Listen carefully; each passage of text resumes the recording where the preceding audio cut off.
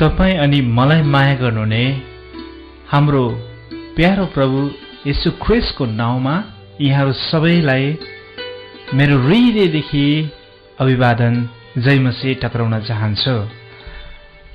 त आज पनि म सदाको दिन चाहिँ एउटा भिन्न अनि फरक सब्जेक्ट अथवा विषयलाई लिएर तपाईहरुको बीचमा म उपस्थित भएको छु अनि मैले आशा राखेको छु कि आजको यो विषयमा हामीले छलफल गर्दै गर्दा यो कुरालाई हामीले हेर्दै गर्दाखेरि र हजुरहरूले सुन्दै गर्दाखेरि तपाईहरुको मनमा आएका विभिन्न जिज्ञासाहरू हुन सक्छ अनि यो बाइबल सम्बन्धी विभिन्न कुराहरू हुन सक्छ, मनमा उठेका लागेका प्रश्नहरू हुन सक्छ। अनि मैले विश्वास लिएको छु आजको जुन यो परमेश्वरको वचनलाई हामीले हेर्दै गर्दाखेरि पक्कै पनि तपाईं अनि म परमेश्वरबाट अनि उहाँको यो वचनद्वारा चाहिँ हामी आशीषित बन्नेछौँ। अनि आज मैले विषय चाहिँ the Bible is word of God, Bible चाहिँ परमेश्वरको वचन हो भन्ने एउटा सब्जेक्टलाई मैले उठाउने इच्छा गरेको छु। किन भन्दाखेरि जति बेला मैले प्रभु येशू ख्रीष्ट को हुनुहुन्छ अनि परमेश्वर को हुनुहुन्छ अनि यो बाइबल के हो भनेर मैले चिन्दैन थिएँ। म सानै उमेरमा हुँदाखेरि म एउटा गाउँमा हुर्केको थिएँ। अन्त त्यो गाउँमा चाहिँ एउटा यस्तो हल्लाहरू चलेको थियो कि नि, बाइबल चाहिँ यस्तो पुस्तक हो जो चाहिँ हामीले पढ्नु हुँदैन। अन्त जब बाइबल हामी पढ्छौँ, बाइबल पढ्दा पढ्दै आधा विषयमा गएर रोक्यो भने, मतलब बाइबल पुरा पढिसकेन भने या अलिकति पढेर छोड्यो भने चाहिँ हामी बौलाउँछ अरे अनि जङ्गलमा पस्नु पर्ने हुन्छ अरे अन्त भनेर हामीलाई चाहिँ त्यो गाउँ अनि घरमा चाहिँ हामीलाई बाइबल पढ्न दिइँदैन थियो। अनि जति बेला म एउटा सानो हुँदाखेरि मैले केही ट्र्याक्सहरू मलाई कसै साथीहरूले दिनुभएको थियो। अन्त त्यो ट्र्याक्सलाई जब मैले लिएँ अनि म दोधार भएको थिएँ एकदमै। अब यो पढौँ, निकै राम्रो टपिक्सहरू छ अनि त्यहाँ विभिन्न कुराहरू लेखिएको थियो अनि पढ्न इच्छा लागिरहेछ। तर अर्कोतिर फेरि मैले सुन्नमा आएको थियो गाउँघरमा कि यो त पढ्नु हुँदैन। त्यति बेला मलाई दुःख लाग्छ अहिले कि मैले त्यो पुस्तक पढ्न पाइनँ। तर आज म परमेश्वरलाई धन्यवाद दिन्छु किनभने म त्यही भ्रममा अड्किरहेन अनि त्यही विश्वासमा अडक रहिरहन बाट चाहिँ म बचेको छु। कारण परमेश्वरको योजना जब मेरो जीवनमा आयो अन्त परमेश्वरले जुन दिन मलाई चुन्नुभयो, बोलाउनु भयो उहाँको राज्यभित्र उहाँको रहस्यको कुरालाई जान्नलाई, तब मैले जुन दिन उहाँलाई ग्रहण गरेँ अनि ग्रहण गरेको दिन जब मैले बाइबलहरू पढ्न सुरु गरेँ अनि त्यो बाइबलमा चाहिँ मैले अचम्म अनि रहस्यको अनि गहिरो र गुप्तको कुराहरूलाई मैले परमेश्वरबाट जान्ने मौका पाएँ। अनि आज म तपाईहरुको बीचमा यही नै सब्जेक्टलाई म प्रस्तुत गर्न चाहन्छु। त बाइबल आखिरमा के हो? बाइबलले तपाईं र मलाई के फाइदा छ? बाइबल अध्ययन गर्नु किन आवश्यक छ? के वास्तवमै बाइबल त्यति शक्तिशाली पुस्तक हो र? के बाइबलले हामीलाई के नयाँ मार्गदर्शन गर्छ र? प्रियहरू, आजको यो हाम्रो अध्ययनले, हाम्रो आजको यो विषयले पक्कै पनि यिनै कुराहरूलाई खुल्दुलीलाई मेटाउँछ भन्ने मैले अपेक्षा लिएको छु। तर आज हामी यो विषयलाई हामी केही बुदागत रूपमा हेर्नेछौँ। हामी क नम्बरको बुदामा हेर्नेछौँ। परमेश्वरको वचन, पवित्र बाइबल चाहिँ परमेश्वरको विशेष या भनौँ खास किताब हो। यो अन्य किताबहरू जस्तो होइन, तर यो अलौकिक किताब हो। यो किताब धेरै व्यक्तिहरूले पवित्र आत्माको उत्प्रेरणा या भनौँ अभिप्रेरणाद्वारा लेखिएको हो प्रियहरू। हामी बाइबलको पुस्तक 2 तिमोथीको 3 अध्यायको 16 पदलाई हामी हेर्छौं भनेदेखि त्यहाँ यसरी हामीलाई बताउँदछ कि सम्पूर्ण पवित्र शास्त्र परमेश्वरको प्रेरणाबाट आएको हो र यो सिकाउनलाई, अर्ती दिनलाई, सच्याउनलाई, धार्मिकतामा तालिम दिनलाई लाभदायक हुन्छ। हेर्नुस् त प्रियहरू, यहाँ बाइबलले चाहिँ हामीलाई कति असल असलको कुराहरू सिकाउँछ कि म फेरि पनि भन्दैछु, बाइबलले चाहिँ हामीलाई असल कुराहरू सिकाउनलाई, असल ज्ञान गुणका कुराहरू अर्ती दिनलाई र खराबको बाटोबाट असल बाटोमा सच्याउनलाई र हामीलाई धार्मिक जीवन जिउनको लागि तालिम दिनको लागि चाहिँ यो बाइबल पढ्नु चाहिँ अत्याधिक लाभदायक छ भनेर चाहिँ हामीलाई 2 तिमोथीको पुस्तक 3 अध्यायको 16 पदमा लेखेको पाउँछौं प्रियहरू। अनि यो बाइबल चाहिँ संसारकै अत्याधिक बिक्री हुने पुस्तक हो। अनि यो पुस्तक जस्तो अन्य कुनै पुस्तक बिक्री भएको छैन। संसारकै किताबहरू मध्येमा बढी भाषामा अनुवाद गरिएको किताब पनि यही बाइबल हो। यो बाइबल खास गरी 3वटा भाषामा लेखिएको थिए। हिब्रू भाषामा, आरामिक भाषामा र ग्रीक भाषामा लेखिएको थियो। जो आज हामीसँग भएको बाइबलहरूलाई परमेश्वरको वचन चाहिँ हरेक मानिस कहाँ पुगोस् भन्ने विचार तथा योजना अनुरूप विभिन्न भाषामा अनुवाद गरिएको थियो प्रियहरू। यो बाइबल संसारकै सबभन्दा पुरानो किताब हो।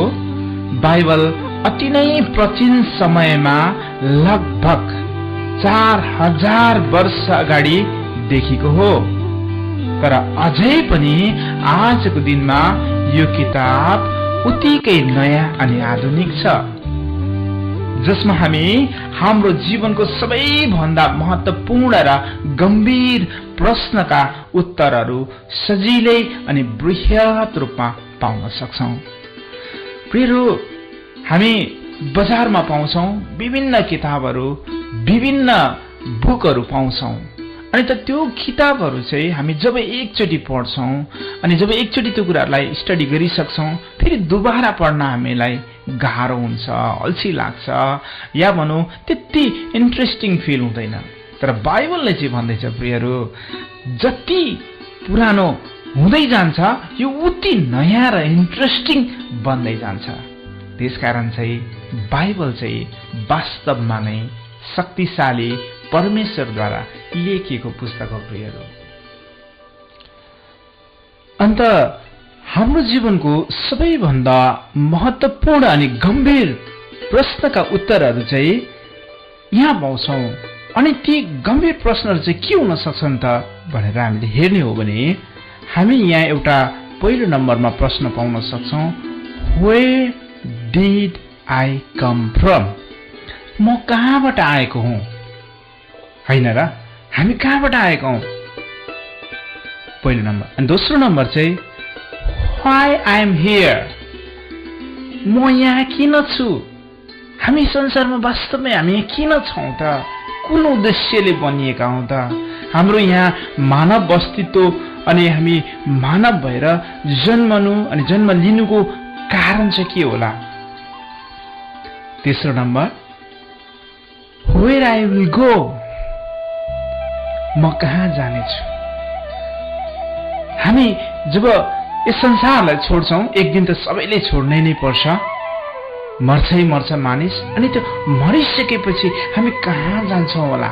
के हामी यस्तै रहन्छौं या हामी अर्को संसारमा पुग्छौं या हामी हाम्रो जीवनको स्वरूप बदलिन्छ? यी यस्ता कुराहरूको जवाफ चाहिँ स्पष्टसँग हामीलाई बाइबलले दिन्छ प्रियहरू। बाइबलको यो पुस्तकमा जम्मा 66 वटा ससाना किताबहरूका संयोजनद्वारा बनिएको छ। यसको प्रमुख आशय चाहिँ परमेश्वरको प्रेमिलो योजनाबाट मानव जातिलाई उद्धार गर्नु हो। यो बाइबलको सुरुमा हामी 66वटा पुस्तकको नामको लिस्ट पंक्तिबद्ध रूपमा राखिएको पाउँछौं र यहाँ हामी बाइबललाई 2 भागमा विभाजन गरिएको पाउँछ र 1 नम्बरमा चाहिँ पहिलो विभाजन चाहिँ पुरानो नियम भनेर बताउँछ। अनि यो पुस्तकमा, यो पुरानो नियमको पुस्तकमा चाहिँ, यो पुस्तकमा हामी परमेश्वरको कार्य तथा उहाँका मानिसहरूसँगको कामहरू तथा येशू ख्रीष्ट आउनुभन्दा अगाडि भएका घटनाक्रमहरूलाई चाहिँ हामी पुरानो नियमको पुस्तकभित्र पाउँछौं प्रियहरू। र दोस्रो चाहिँ नयाँ नियम भनिन्छ। अनि नयाँ नियमको पुस्तकमा चाहिँ येशू ख्रीष्टको जन्म, उहाँको जीवनी, उहाँको महान कार्यहरू, चंगाई, क्षमा, रोगी तथा पापीहरूसँगको सेवकाई, क्रुसको मृत्यु तथा पुनरुत्थान अनि स्वर्गारोहण भएका कुराहरू समेटिएको पाउँछौं। अनि यसै पुस्तकले बताउँछ कि उहाँका पुनरुत्थान र आत्माको अभिषेक पछि उहाँका चेलाहरूद्वारा पनि चंगाई, क्षमा अनि क्षमादानको सेवकाईहरू निरन्तर भएको कुराहरू र येशूको शिक्षालाई ग्रहण गर्ने र उहाँको शिक्षालाई पछ्याउनेले पनि चमत्कारिक काम गरेका कुराहरू हामी यो नयाँ नियमको पुस्तकभित्र पाउँछौं प्रियहरू। हामी यहाँ हेरौं भने यूहन्नाको पुस्तक 14 अध्यायको 2 पदले यसरी बताउँछ हामीलाई, साँच्चै म तिमीहरूलाई भन्दछु, जसले मलाई विश्वास गर्छ त्यसले मैले गरेका काम पनि गर्नेछ र ती भन्दा ठूला कामहरू गर्नेछ, किनभने म पिता कहाँ गइरहेको छु। आमेन। त प्रियहरू, अहिलेसम्म हामीले बाइबल के हो अनि बाइबल कसरी लेखियो भन्ने विषयमा हामीले हेरेका थियौं। त अब हामी दोस्रो भाग अथवा दोस्रो खण्ड अथवा दोस्रो नम्बर ख नम्बरमा बाइबल स्टडी मतलब बाइबल अध्ययन, यो बाइबल अध्ययन गर्दा के हुन्छ, जो अघि मैले भनिन जस्तै मेरो गाउँ मेरो एरियामा थियो कि एउटा हल्ला चलेको थियो, बौलाउँछ अरे, यस्तो हुन्छ अरे, उस्तो हुन्छ अरे, पढ्नु हुँदैन अरे भनेर भनिन्थ्यो कि वास्तवमै हुन्छ त? अब हामीले यो अध्ययनबाट हेरौँ कि बाइबल अध्ययन चाहिँ के हो, बाइबल अध्ययनले हामीलाई के फाइदा पुग्छ भन्ने विषयमा हामी हेर्नेछौँ। धर्म सुधार आन्दोलनका अभियन्ता मार्टिन लुथरले बाइबल अध्ययनलाई स्याउ टिपे जस्तै हो भनेका छन्। पहिला त रुखलाई हल्लाइन्छ, त्यसपछि मूल हाँगा हल्लाइन्छ र त्यसपछि सहायक तथा मसिना हाँगाहरू हल्लाइन्छ अनि प्रत्येक हाँगाका पात मुनि छुपेकाहरूलाई हेरिन्छ। वास्तवमा नै यो बाइबल जस्तो अलौकिक पुस्तक अरू कुनै छैन। हामीले बाइबलको कुनै पदलाई दर्जनौं पटक पढ्न अनि दर्जनौंवटा भिन्न भिन्नै अन्तर्दृष्टि प्राप्त गर्न सक्छौं, किनभने यो चाहिँ परमेश्वरको उत्प्रेरणाद्वारा भएको हो भनेर हामीले अघि पनि हेरेका थियौं। 2 तिमोथी 3 अध्यायको 16 पदमा परमेश्वरको पवित्र वचन अध्ययन गर्ने बारेमा येशूले नै यसो भन्नुभएको छ, प्रियरो, कुनै थोक लुकाएर राख्न सकिँदैन जो प्रकट गरिएको छैन अनि कुनै थोक गुप्तमा छैन जो प्रकाशमा ल्याइने छैन भनेर चाहिँ मर्कुसको पुस्तक 4 अध्यायको 22 पदले हामीलाई भन्छ। के हामी आत्मिक रूपमा वृद्धि हुन चाहन्छौं?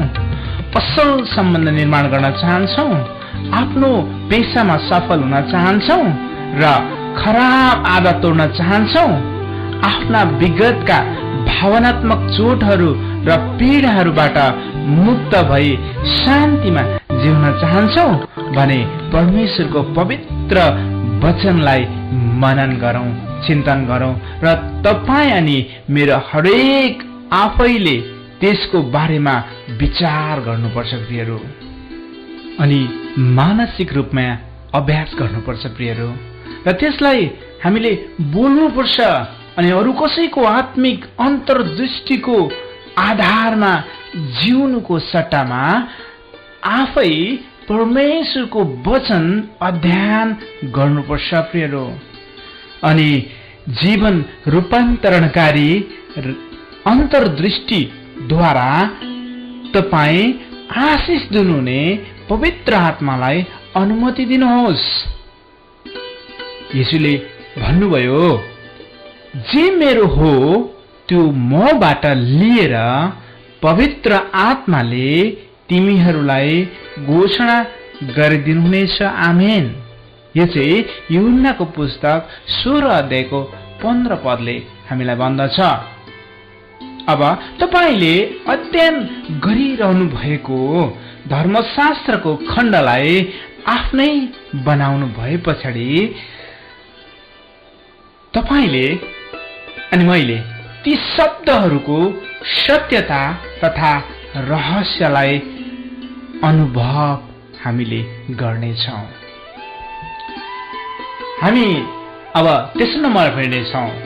अन्त यो बाइबलमा संसारकै सबैभन्दा महान प्रतिज्ञा हामी बाइबलमै पाउँछौँ। संसारकै सबैभन्दा महान भन्दा पनि महान प्रतिज्ञा चाहिँ के हुन सक्छ त?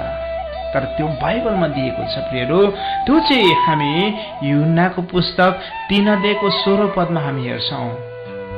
यसो लेखिएको छ, किनभने परमेश्वरले संसारलाई यस्तो प्रेम गर्नुभयो कि उहाँले आफ्ना एकमात्र पुत्र दिनुभयो, ताकि उहाँमाथि विश्वास गर्ने कोही पनि नाश नहोस्, तर त्यसले अनन्तको जीवन पाओस्।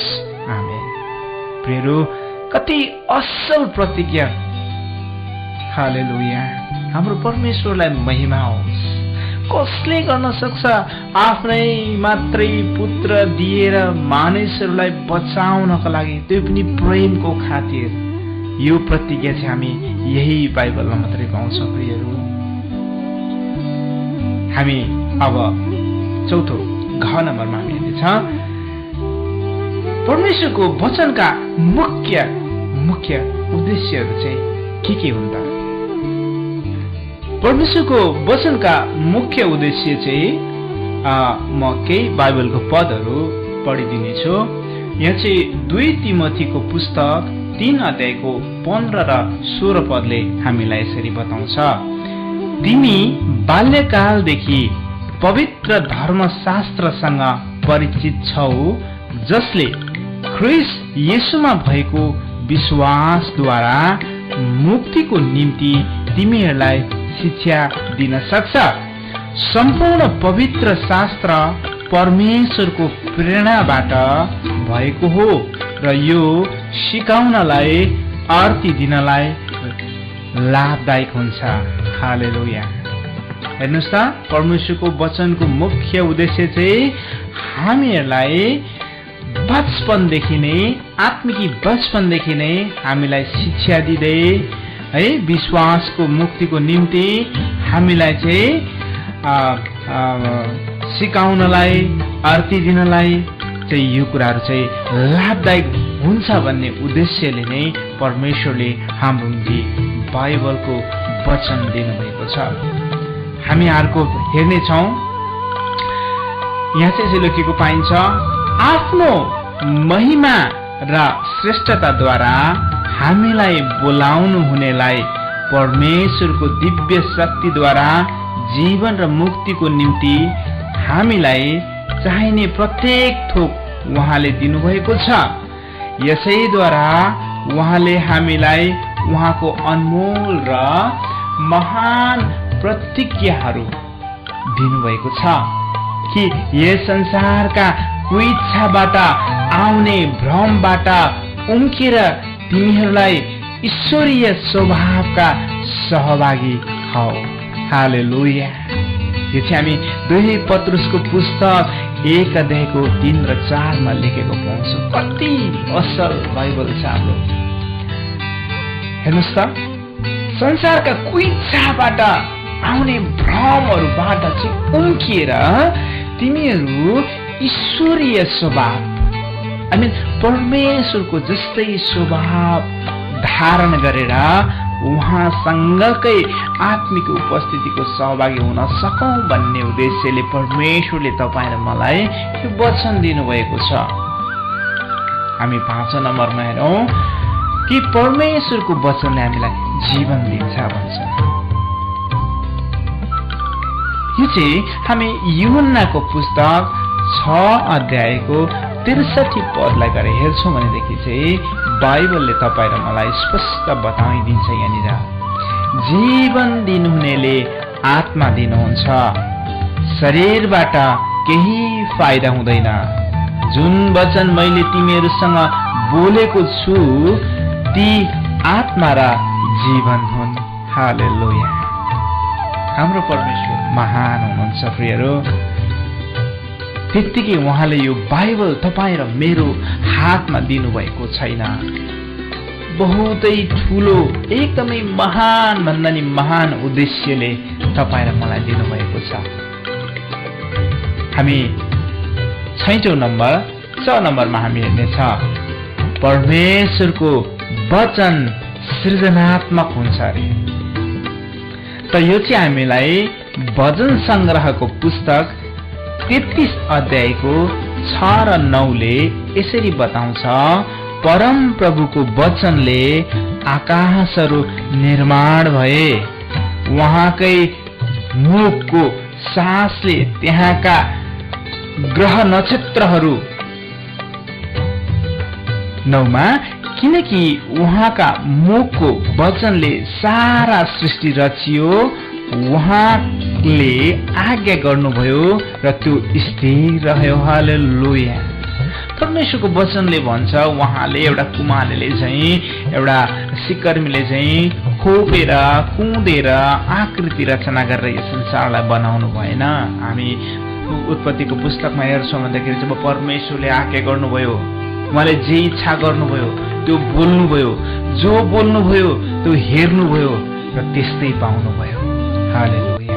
त्यसकारण चाहिँ परमेश्वरको वचन सृजनात्मक छ। अब हामी 7औं नम्बरलाई हेर्नेछौँ। नम्बर 6, परमेश्वरको वचन चाहिँ पानी जस्तै हो। 1 नम्बरमा क्लेन्स, धुनु। यो चाहिँ एफिसीको पुस्तक 5 अध्यायको 26 पदले हामीलाई यसरी भन्दछ, यस हेतुले कि उहाँले त्यसलाई पानीले धोएर वचनद्वारा पवित्र पार्न सकुन्। अनि नम्बर 2, इट किप्स क्लिन। वचनले चाहिँ अथवा यसले चाहिँ यो वचनले चाहिँ हामीलाई सफा राख्दछ। त कसरी त भन्दाखेरि चाहिँ भजन संग्रहको पुस्तक 119 को 9 र 11 मा हामीलाई यसरी बताउँछ, जवान मानिसले आफ्नो चालचलन कसरी चोखो राख्न सक्छ? तपाईका वचन अनुसारको जीवन बिताएर नै हो। म आफ्नो सम्पूर्ण हृदयले तपाईलाई खोज्दछु।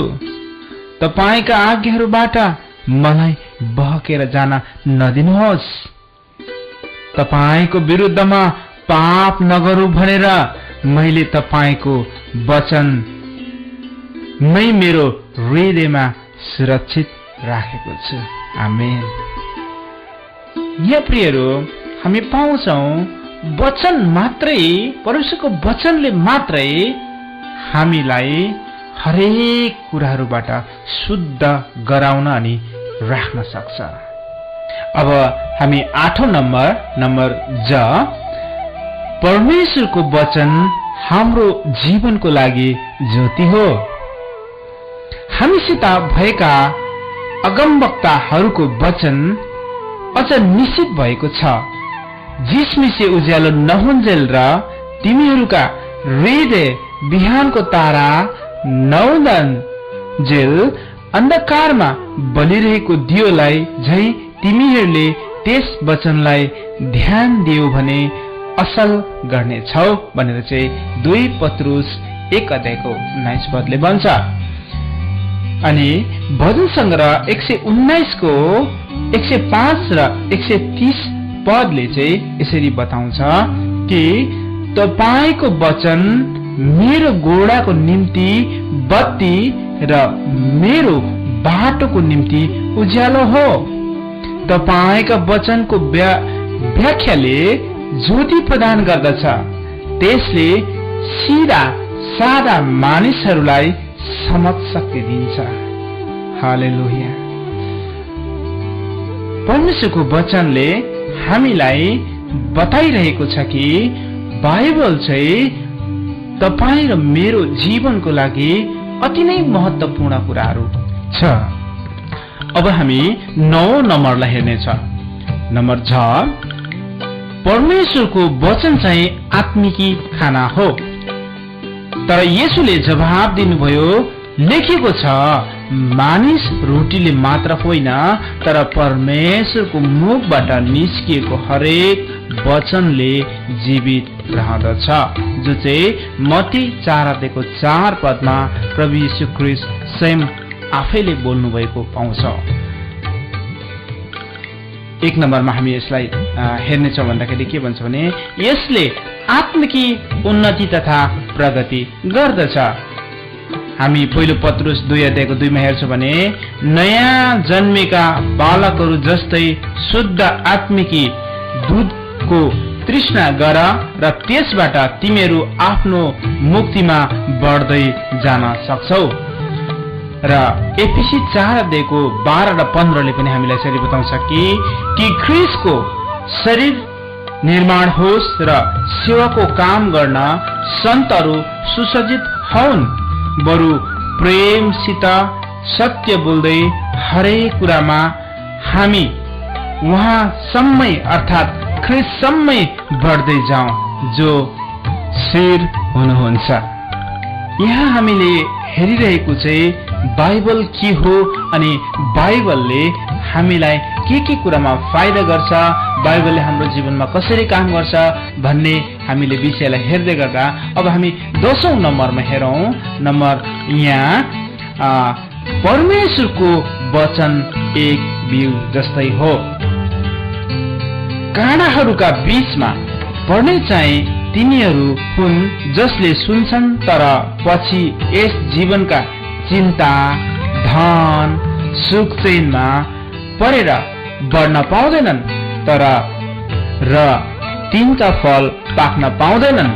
तर असल जमिनमा पर्ने चाहिँ तिनीहरू हुन् जसले वचन सुनेर निष्कपट र भला हृदयमा त्यसलाई जोगाइ राख्दछन्, धैर्य साथ फल फलाउँछन् भनेर चाहिँ लुकाको पुस्तक 8:14 र 15 पदले भन्दछ।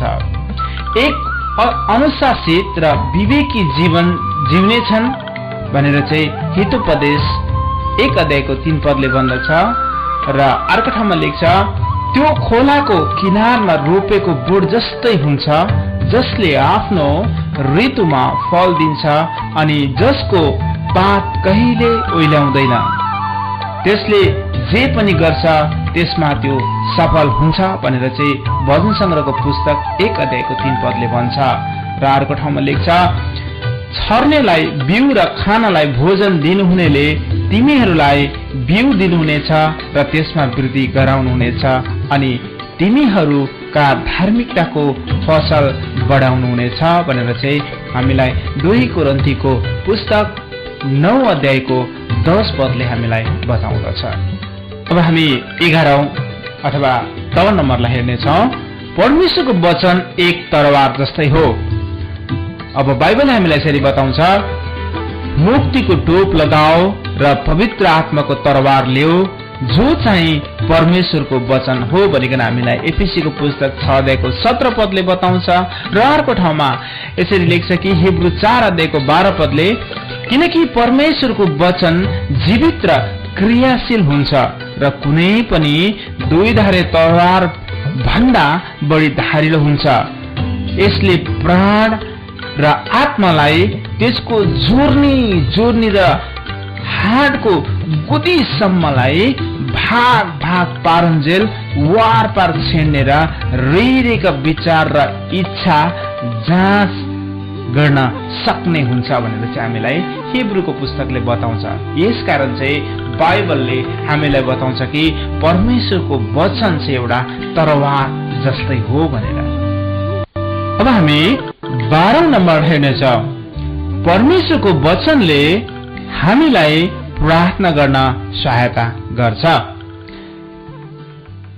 बाइबलले यसरी बताउँछ, तिमीहरू ममा रह्यौ भने र मेरा कुरा तिमीहरूमा रहे भने तिमीहरूलाई जे इच्छा लाग्छ माग र त्यो तिमीहरूका निम्ति गरिनेछ भनेर चाहिँ हामीलाई यूहन्नाको पुस्तक 15:7 अनि यर्मिया 33:3 पनि हामीलाई भन्छ, प्रार्थनामा जे सुकै मागौला तिमीलाई म त्यो दिनेछु र तिमीलाई म गहिरो र रहस्य र गुप्तका कुराहरू चाहिँ म तिमीलाई सिकाउनेछु भनेर चाहिँ त्यहाँ परमेश्वरको वचनले हामीलाई पाउँछ। त्यसकारण चाहिँ जब हामी परमेश्वरको वचन हामी पढ्छौं, अध्ययन गर्छौं त परमेश्वरले चाहिँ हामीलाई प्रार्थना गर्न सिकाउनुहुन्छ, सहायता गर्नुहुन्छ कि हामी उहाँसँग कसरी बोल्ने, हामी उहाँ कसरी उचित कुराहरू हामी माग गर्ने, उहाँको इच्छाका कुरालाई हामीलाई सिकाउँदछ। प्रियहरू, अब हामी 13औं तथा अन्तिम नम्बरलाई हामी हेर्नेछौँ। 13औं तथा अन्तिम नम्बरमा चाहिँ यसो छ कि परमेश्वरको वचनले हामीलाई बुद्धिमानी र दह्रो बनाउँदछ। यसकारण जसले मेरा यी वचन सुन्छन् र पालन गर्छ, म एउटा बुद्धिमानी मानिससँग त्यसको तुलना गर्छु।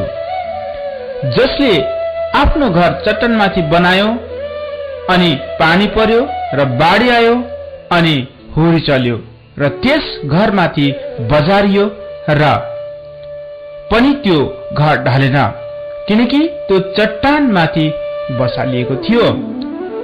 जसले मेरा यी वचनहरू सुनेर पनि पालन गर्दैन, त्यसको तुलना एउटा मूर्खसँग गरिन्छ।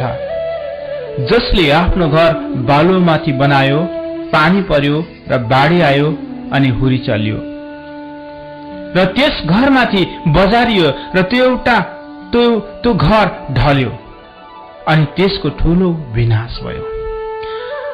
त आज जति पनि हामीले यो हेर्दै गर्दाखेरि यो अन्तिमको पद या भनौं खण्ड 13औं खण्डले चाहिँ हामीलाई छर्लङ्ग बताइदिन्छ कि परमेश्वरको वचन सुन्नु र परमेश्वरको वचनलाई आज्ञा पालन गर्नु र उहाँको वचनमा रहेर हामी जिउनु चाहिँ एकदमै आवश्यकता बताउँदछ। यदि हामी परमेश्वरको कुराहरूलाई सुन्दैनौं अनि उहाँका वचनलाई पढ्दैनौं भने त हामी परमेश्वरको इच्छालाई जान्दैनौं अनि हामी आफ्नै विवेकमा जब हामी हिँड्छौं हर पल हामी ठक्कर खाँदछौं, हर काममा फेलियर हुन्छौं, हर कुरामा हामी विफल तुलिन्छौं। होला हामी आफ्नो दृष्टिकोणमा मानिसहरूको अगाडि हामी बुद्धिमानी छौं भनी ठाने तापनि हामी परमेश्वरको नजरमा सदैव मूर्ख नै देखिन्छौं। यसकारण मैले जब यो कुराहरूलाई अध्ययन गरे अनि बुझे र मैले अहिले थाहा पाएँ, ती बेलामा मानिसहरूले मलाई किन त्यसो भनेका रहेछन् त? बिचरा जसलाई बाइबलको ज्ञानै थाहा छैन, बाइबल के हो उहाँलाई चिन्नु भएको छैन, उहाँले दिने शिक्षा नै यति नै हो नि, होइन र? यसकारण चाहिँ प्रियहरू, बाइबल सत्य छ। बाइबल चाहिँ मानिसको ज्ञानद्वारा लेखिएको होइन, तर यूहन्नाको पुस्तक 1 अध्यायमा हेर्छौं भनेदेखि परमेश्वर आफै वचन हुनुहुन्छ अनि त्यो वचन नै परमेश्वर हुनुहुन्छ। अनि जो परमेश्वरद्वारा बोलिएका बाणीका वचनहरू चाहिँ जो बाइबलमा छ। अनि यसकारण चाहिँ म तपाईहरुलाई आजको यो छोटो सन्देशद्वारा यही सन्देश दिन चाहन्छु कि बाइबल चाहिँ हाम्रो अभिन्न अंग जस्तै ठान्नुपर्छ कि हामीले बाइबल जबसम्म पढ्दैनौं तबसम्म परमेश्वर को हुनुहुन्छ भनेर हामी चिन्दैनौं, म को हुँ भनेर आफैले आफैलाई चिन्दैनौं, मेरो उद्देश्य के हो भनेर चिन्दैनौं। त्यसपश्चात हामी कहाँ जान्छौं अनि म कहाँ जान्छु भनेर हामीलाई कुनै निश्चित हुँदैन। एउटा भनाइ छ नि, बादलमा हराएको कालो काग, कहाँ जाने कहाँ उड्ने सबै लक्ष्य उद्देश्य टार्गेट र इभन उसले एउटा भन्छ नि डेस्टिनेसन गुमाइसकेको हुन्छ। प्रियहरू, आज तपाईं र म समय छँदा नै परमेश्वरको वचनलाई रोजौं, परमेश्वरको वचनलाई माया गरौं, परमेश्वरको वचनको निम्ति केही छोटो समय निकालौं र बाइबलमा भएका परमेश्वरको अर्थ र उपदेशका कुरालाई हामीले ग्रहण गरौं भन्दै म आजको यो छोटो अनि यो सानो मेसेजद्वारा बिदा हुन चाहन्छु।